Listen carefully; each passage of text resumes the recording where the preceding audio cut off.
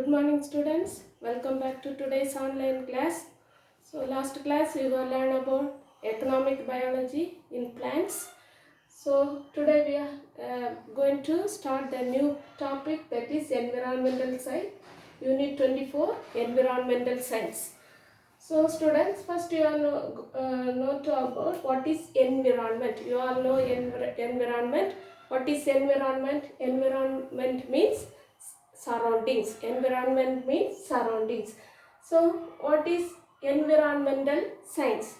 It is the uh, study of living and non-living organisms relation to their surroundings. That is called environmental science.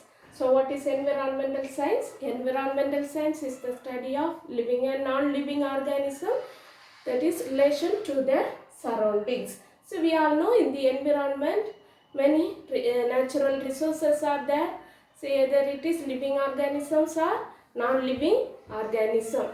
So the elements in the environment are continuously changes and transformation is taken place. So that Helen Keller told one verse, that is natural resource has the power to renew and refresh. Natural resource has the power to renew and refresh. So in the environment, both living and non-living organisms are there. So many changes are taken place in the environment. See, the living organism, they are depend upon their habitat.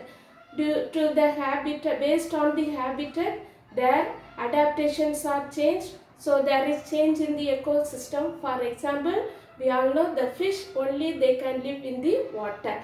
So based on the habitat, the fish body is changed. That is the morphological characters, the physiological characters and the reproductive characters are changed based on the ecosystem. So there is changes is taken place in the environment. So first we are going, in this chapter we are going to learn about the biogeochemical cycle, adaptation in plants and animals, and water conservation and recycling of water.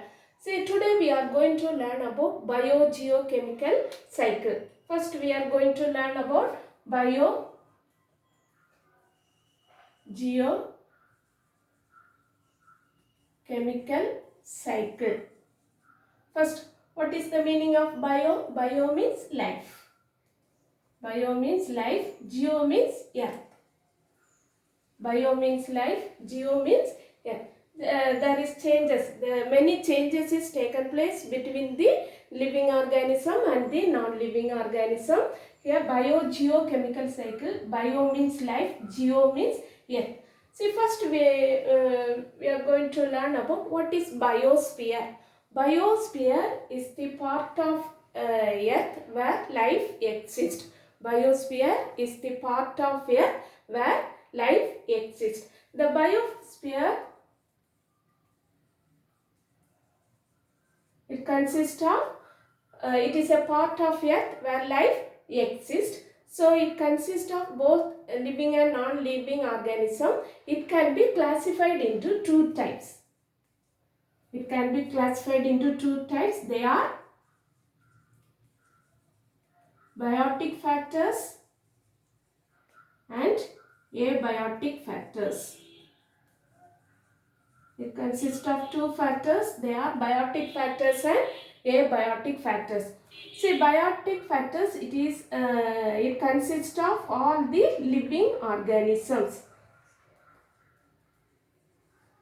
Living organisms.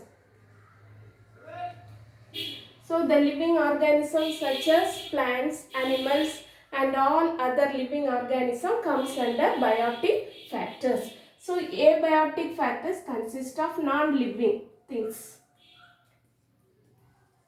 Non-living things. The non-living things such as sun, light, temperature, wind, soil, these all comes under abiotic factors. See, it has the ability to affect the living organism. See, it is affect this non-living organism affect the living organism that is not able to survive or reproduce. So abiotic factors affect the living organism. So biosphere consists of two factors. They are biotic factors and abiotic factors. Biotic factors includes all the living organisms such as plants, animals and all other living organisms. Abiotic factors includes all the non-living organisms, non-living things such as sun, light, temperature, wind, soil, sand, etc. So these are comes under abiotic factors. Now we can see about what is biogeochemical cycle. So there is what is biogeochemical cycle? Say the cyclic flow of nutrients between the living and non-living organisms are called biogeochemical cycle. What is the definition for biogeochemical cycle? The cyclic flow of elements between the living organism and the non-living organisms are called biogeochemical cycle. So we all know, say, first the producer. Say producer.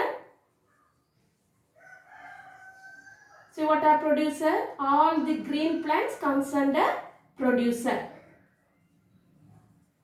So the green plants, they can prepare their own food by the process of photosynthesis. See, for photosynthesis, they are getting light energy from the sun and the nutrients from the soil, nutrients and water.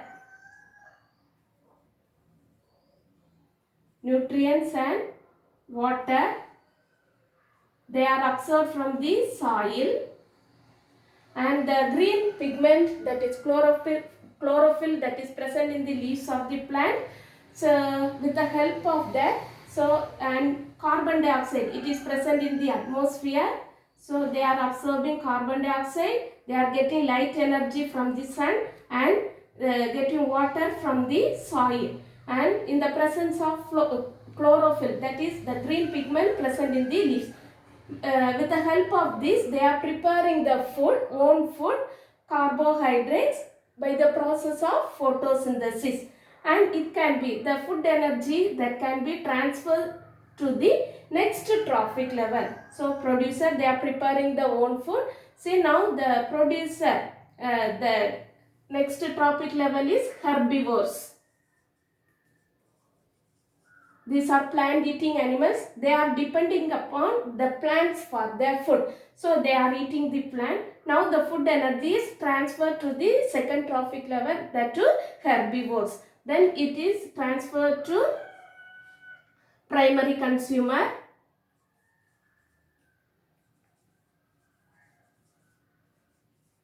Then the food energy is transferred to decomposers.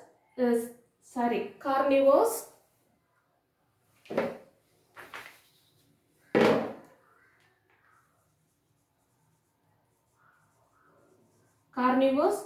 Then the carnivores, after the death of the carnivores, the decomposers decompose the dead matters and the nutrients. So the decomposers are bacteria and fungi. So it can be decomposes the dead matter. Now the nutrients are entered, again it is entered into the soil. Again the producer, they are taking water and nutrients from the soil and from the sunlight. They are getting the light energy from the atmosphere. They are absorbing the carbon dioxide and the green pigment that is present in the leaf of the plant. With the help of that, they are producing the own food by the process of photosynthesis. Again the food energy, it can be transferred to herbivores, then to consumers, then carnivores, and then decomposition is taken place. Again the nutrients. There is the cyclic flow of energy between the living organism and the non-living organism. That process, that cycle is called biogeochemical cycle. Here you can see the producer, herbivores, primary consumers, carnivores are living organism. Here sun, carbon dioxide, here everything non-living organism. That is the cyclic flow of energy between the living organisms and the non-living organisms are called biogeochemical cycle. So this is called biogeochemical cycle. So the biogeochemical cycle can be classified into three types. There are three types of biogeochemical cycles are there. They are water cycle, nitrogen cycle and carbon cycle. So three types of biogeochemicals are there. They are water cycle, nitrogen cycle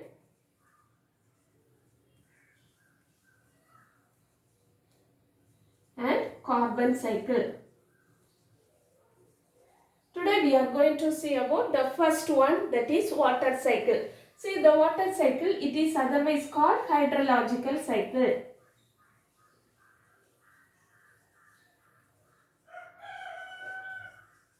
Water cycle, it is otherwise called hydrological cycle. It is the process of continuous flow of water in the environment is called water cycle. We all know the water there is the movement of water, the continuous movement of water, the environment is called water cycle or hydrological cycle.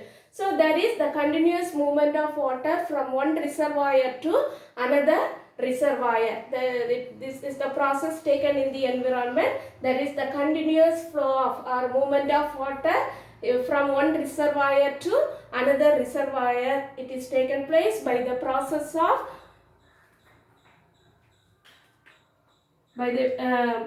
say there is the continuous flow of water from one reservoir to another reservoir. It is taken place by the process of evaporation,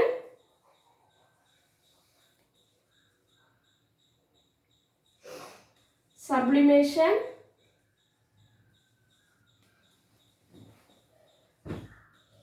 transpiration,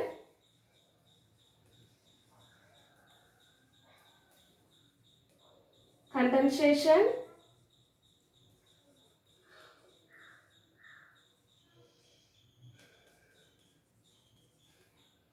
precipitation,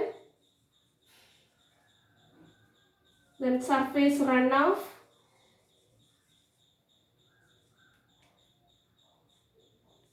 infiltration and percolation.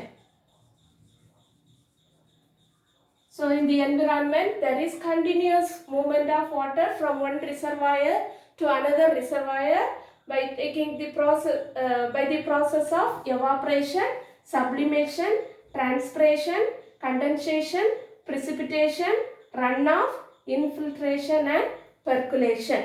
So here the movement of water taken place in three states, that is either in solid state, liquid state and gaseous state. First one is evaporation. What is evaporation means?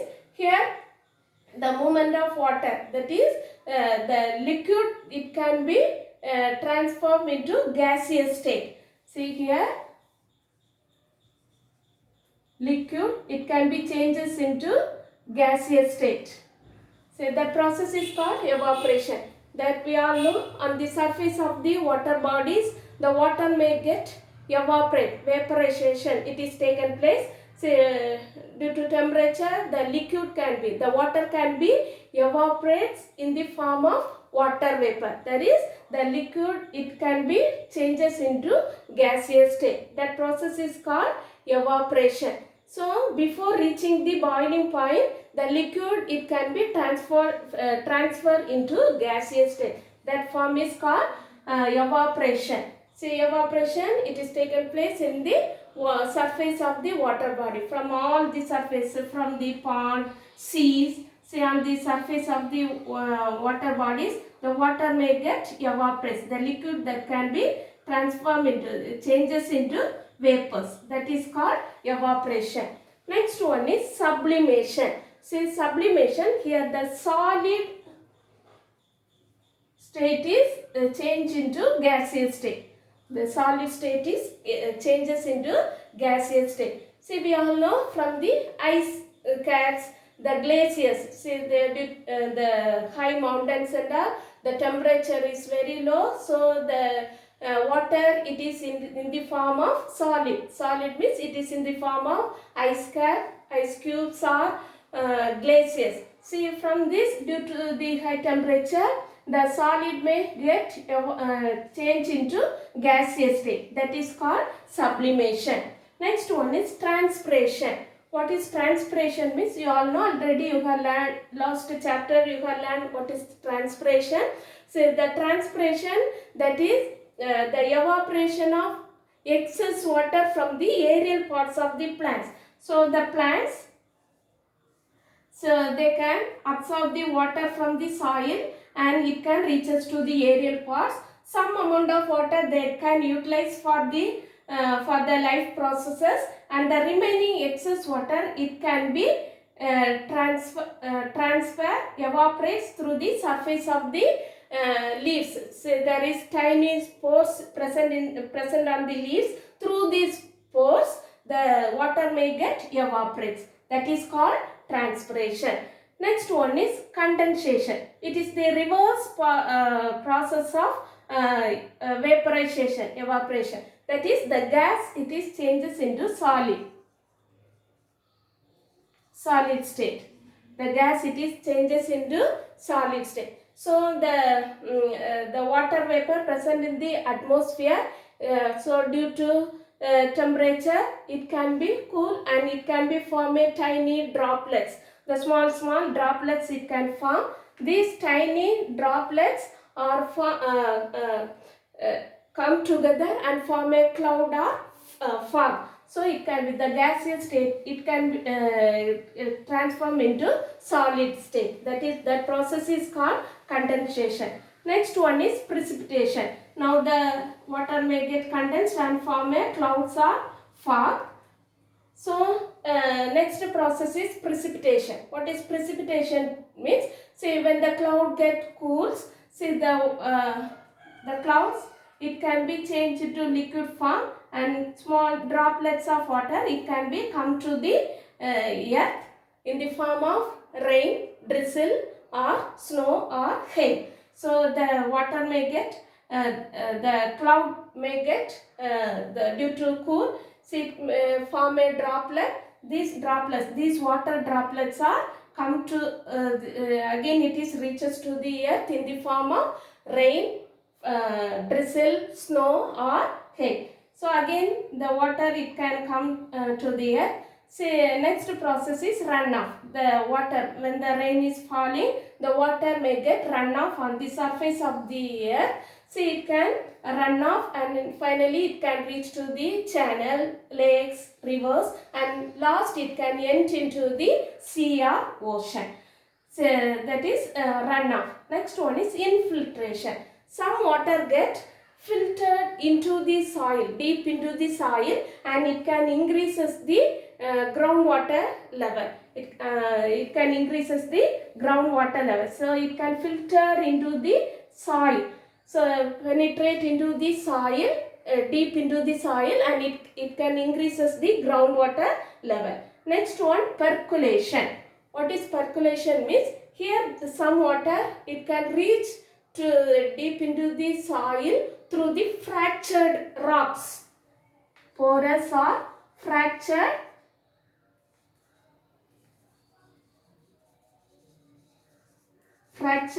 rocks. That type of transformation of water is called percolation. This infiltration and percolation are same process only, but the movement of water only different. It is infiltration means the movement of water. It can penetrate through the soil and reach deep into the soil, and it increases the groundwater level. Percolation means it can the water can penetrate through the porous or fractured rocks. That is called percolation. So by these processes there is continuous movement of water taken place in the environment. That type of movement of water is called water cycle. So water cycle, it is otherwise called hydrological cycle. There is continuous movement of water in the environment. It is taken place by the process of evaporation, sublimation, transpiration, condensation, precipitation, runoff, infiltration and percolation. So sublimation, here the liquid state, it can be changes into gaseous state. Sublimation, solid state, it can be changes into gaseous state. And transpiration means the excess of water, it can be evaporate in the form of water vapor from the aerial parts of the plant. Condensation, the gaseous state, it can be changed into solid state. Then precipitation, the condensed water may get cool and it can be fall as rain, snow, drizzle, hail, etc. Then runoff, after the rainfall, the water may get run off on the surface of the body and reach to the rivers, lakes, channels, etc. And finally it is sent into the sea or ocean. Then infiltration, this is the process. The water may get penetrate into the soil and enter into the deep soil, and it increases the underground water level. Percolation means the water may get the movement of water through the porous or fractured rocks are called percolation. So these are the process of water cycle. Next one is human effect of water cycle. So we all know that there is continuous movement of water in the environment, but some human impact are there. So it will affect the water bodies. What are the human impacts? Such as urbanization, so dumping of plastic waste in the land, on the lands as well as in the water bodies, and pollution of water. These are the human activities that can contaminate the water. So today we are learn about environmental science. So what is environmental science? It is the study of living and non-living organism relationship to their surroundings. Then biogeochemical cycle. What is biogeochemical cycle? So the cyclic flow of energy or elements between the living and non-living organisms are called biogeochemical cycle. So biosphere. What is biosphere? Biosphere is the part of Earth where life exists. It consists of two factors. They are biotic factors and abiotic factors. Biotic factors includes all the living organisms such as plants, animals and all other living organisms. Abiotic factors includes all the non-living things such as sun, temperature, light, energy, soil, water, etc. These affect the living organism to survive and reproduce in the environment. Then we studied about water cycle. It is otherwise called hydrological cycle. So there is continuous movement in the continuous movement of water in the earth, that is taken place by the process of evaporation, sublimation, transpiration, condensation, precipitation, runoff, infiltration and percolation. So today one type of biogeochemical cycle we have learned, that is water cycle. Next class we can learn about nitrogen cycle. So students, now you can take your textbook and mark the questions.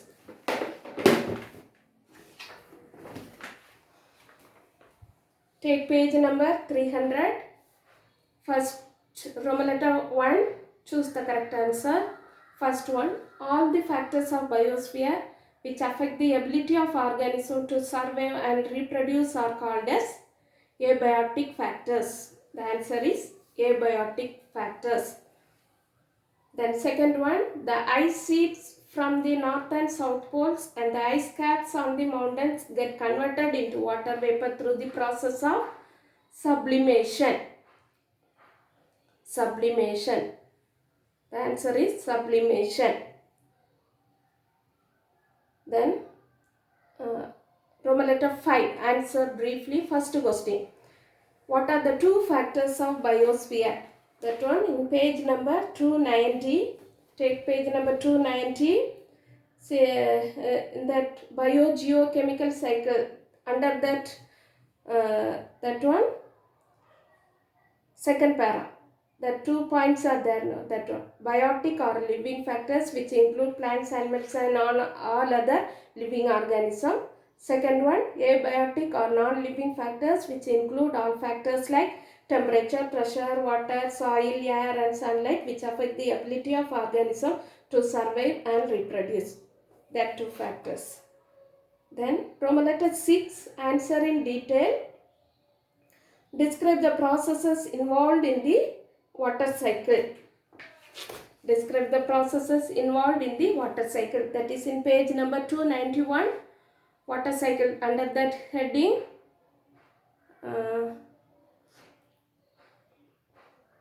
first, water cycle or hydrological cycle is the continuous movement of water on earth.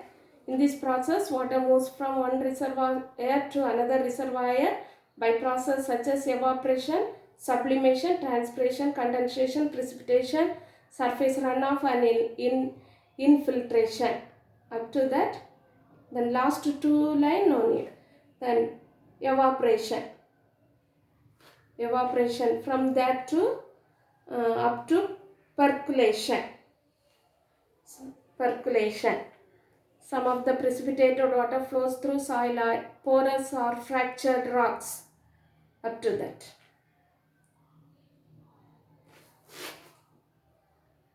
Up to that. Then take page number 290. Write the question. Define biogeochemical cycle. Define biogeochemical cycle. That one under that biogeochemical cycle, under that heading, last para, last 4 lines. See, cyclic flow of nutrients between non-living and living factors of the environment are termed as biogeochemical cycles. Cyclic flow of nutrients between non-living and living factors of the environment are termed as biogeochemical cycle. That is the definition for biogeochemical cycle. So students, you can learn this. What are the questions you come up? That the process of water cycle. The detailed answer is very important. Study well and write and see. Thank you students.